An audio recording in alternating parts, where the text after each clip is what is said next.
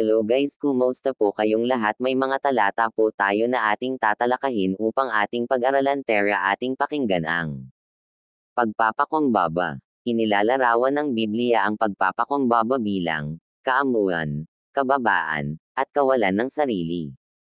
Ang salitang Griego na isinalin sa salitang pagpapakumbaba sa Kolosas Kapitulo 3 versikulo 12 at sa iba pang mga talata sa Biblia ay literal na nangangahulugang kababaan ng pag-iisip, kaya ang kapakumbabaan ay sa loobin ng puso, hindi sa panlabas lamang.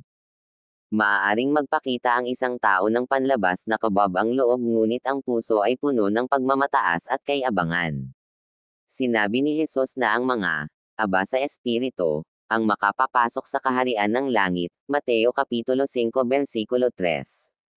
Ang maging aba sa espiritu ay nangangahulugan na ang mga tao lamang na umaamin sa kanilang kawalang kakayahan sa espiritual ang magmamana ng buhay na walang hanggan. Kaya nga, ang pagpapakumbaba ay isang katangian na taglay ng isang Kristiyano. Kung lalapit tayo kay Kristo bilang mga makasalanan, dapat tayong lumapit ng may kapakumbabaan. Kinikilala natin na tayo ay pulubi na lumalapit sa Kanya nang walang dalang anuman kundi ang ating kasalanan at ang ating pangangailangan ng kaligtasan. Kinikilala natin ang kawalan natin ng karapatan at kakayahan na iligtas ang ating sarili. Nang ialok niya sa atin ang Kanyang biyaya at kahabagan, tinanggap natin iyon sa kapakumbabaan at pasasalamat at itinalaga ang ating sarili sa Kanya at sa ibang tao.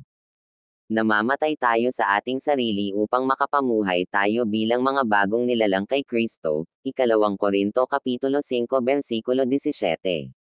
Hindi natin kinalilimutan na pinalitan niya ang ating pagiging walang halaga ng Kanyang walang kapantay na halaga, ang ating kasalanan ng Kanyang katwiran, at ang buhay natin ngayon ay ipinamumuhay natin sa pananampalataya sa Anak ng Diyos na umibig sa atin at nagbigay ng Kanyang buhay para sa atin, Galatia Kapitulo 2 versikulo 20.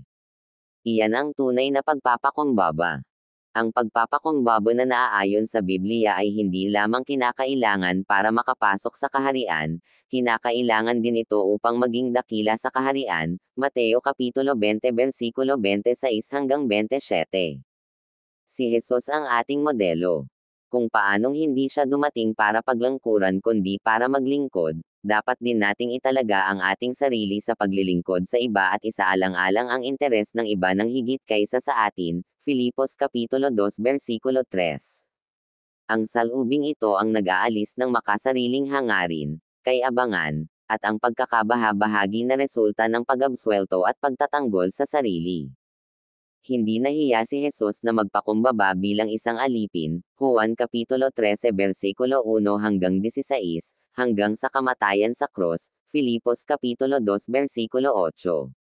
Sa kanyang kapakumbabaan, lagi siyang naging masunurin sa kanyang ama kaya nararapat sa isang mapagpakumbabang Kristiyano na kusang isantabi ang pagiging makasarili at sumunod ng may pagpapasakop sa Diyos at sa kanyang salita. Ang tunay na pagpapakumbaba ay nagbubunga ng pagiging makadiyos, kakontentuhan, at katiyakan.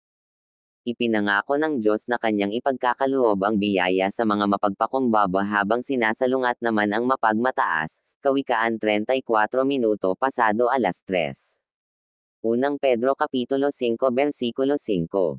Kaya nga, dapat tayong magsisi at isantabi ang pagmamataas. Kung itataas natin ang ating sarili, inilalagay natin ang ating sarili bilang mga kasalungat ng Diyos na sa kanyang biyaya ay ibababa tayo para sa ating ikabubuti. Ngunit kung ibababa natin ang ating sarili, pagkakalooban tayo ng Diyos ng mas maraming biyaya at itataas niya tayo, Lucas 14:11. Bukod sa Panginoong Hesus, isa ring halimbawa ng kapakumbabaan si Apostol Pablo. Sa kabila ng maraming kaloob at pangunawa na kanyang tinanggap, itinuring ni Pablo ang kanyang sarili bilang pinakamababa sa lahat ng apostol, at pangulo ng mga makasalanan, Unang Timoteo Kapitulo 1 versikulo 15, Unang Korinto Kapitulo 15 versikulo 9. Gaya ni Pablo, ang tunay na mapagpakumbaba ay lumuluwalhati sa biyaya ng Diyos at sa krus ni Kristo, hindi sa sariling katwiran, Filipos Kapitulo 3 versikulo 3 hanggang 9. Guys, ang inyong maririnig ay isang patunay na mahal po tayo ng dakilang Diyos, kaya ipinamalas niya sa atin ang mga kaalaman upang wag tayong malidaw ni Newman dahil ang Diyos ng mundo ay nagkalat na di natin alam kung kanino tayo nakakabila, kaya tayon magbasa ng Bible upang matiyak natin ang tunay na aral at layunin ng kaysa isang dakilang tagapangligtas na si Jesus Kristo na Panginoon natin lahat.